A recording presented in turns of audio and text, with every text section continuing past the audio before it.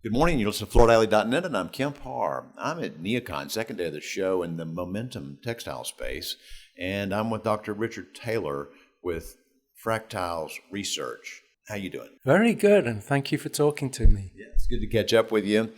The design community has been focused for many years on biophilia. And, to some people they say, well, that's just kind of flowers on the wall. And there's not maybe a whole lot of science behind that. But you've been working with other friends of mine, 13 and 9 Design, and you come up with some products that have won some awards, and there's some science behind all that. You're based in Eugene, Oregon. Tell us a little bit about you and a little bit about the scientifically proven stress reduction with Fractal Design. Yeah, thank you. Great question, because I agree with those observations that biophilia has been with us for more than 50 years and a lot of effort, but I feel that there's been a vital puzzle that has left unsolved, and that is, what is it precisely about nature that is inducing and promoting all of this health and well-being? And I thought that it's just too much of an important question to leave it that vague. And so my background is I'm a professor of physics and psychology and neuroscience. So I thought I could really get to the bottom of this. And so we've identified these natural patterns called fractals. And all of our studies show that they induce significant health benefits. And that's when I got involved with Martin and Anna, because they felt the same.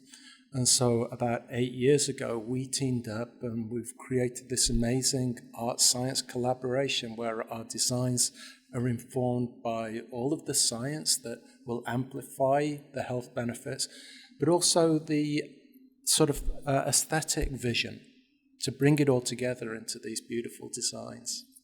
So now you've proven, scientifically proven, is that a blood pressure test, or how are you proving you're reducing stress? Great question. So we actually look at multiple stages of the body. So we look at pupillography. So when you relax, your pupils change size. We use something called EEG to look at brain activity, and there's a dynamic brain activity called alpha waves at peak. And also we look at the physiology, and we use skin conductance tests to do that. And all of these different measures show that the patterns reduce stress by 60%, which is a huge amount for a non-pharmaceutical approach to stress. I mean, how do you figure out which patterns are working and which ones aren't? We go round and round and round and round, and not many patterns make it to the end point. And so we have 2 phases of our development. Initially, we used 25 years of research to inform the designs. And then more recently, we're collaborating with Martin and Anna. We actively do psychology research on the designs themselves. Is it because it looks like flowing water, or because it looks like something that we've programmed over thousands of years? We all came from being cavemen, right? Yeah. So, I mean, well, speak for yourself. We did. It's an amazing journey. It actually goes back before cavemen. So if we think about the very first blobs coming out of the oceans, and just, they had these little patches of light-sensitive material. And that was 600 million years ago. And over that 600 million year journey, our eyes have been surrounded by these fractal patterns. And so the eyes have adapted, and we call this fractal fluency, that our visual eyes have become fluent in this nature's language of fractals. All right. So you've won some awards with this, and it's because the judges are listening to your message and agreeing with what you're saying, right? Absolutely. I think we're at a stage now. We don't have to rely on luck anymore. We can do these designs and get computers to design them, where they gradually develop and hone in on this characteristic that will reduce the stress.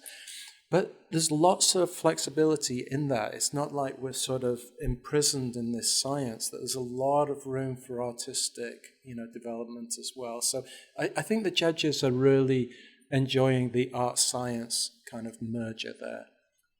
So it's visual. Is there also a tactile dimension to it? Yeah, so imagine walking through a forest, and one of our patterns is actually based on bark. And so you get the visual experience, but of course you're listening to the birds and the waterfalls, and that's the sonic equivalent of fractals. And then, as you mentioned, you can actually reach out and experience a tactile experience.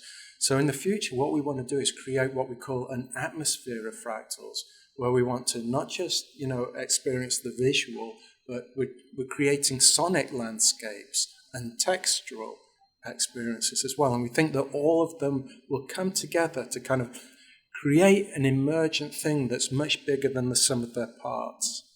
So now with this interview, if I pique someone's interest and they want to get more information about it, how can we direct them to find you? Two great collaborators. We started with Mohawk on flooring, and we've just started to collaborate with Momentum on wallpaper space, and contact them directly. And yeah, they've got great examples of our work. Are you still teaching, Dr. Taylor? I am, yes. So I've got to get back tomorrow. I fly out to kind of do the end of year graduation, when I dress up in all of the robes and give the commencement speech. How many stripes do you have on your sleeves? Oh, many, too many to count. Thanks for spending time with us. Again, been talking to Dr. Richard Taylor about fractal research, and you've been listening to Kemp Harr and FloorValley.net.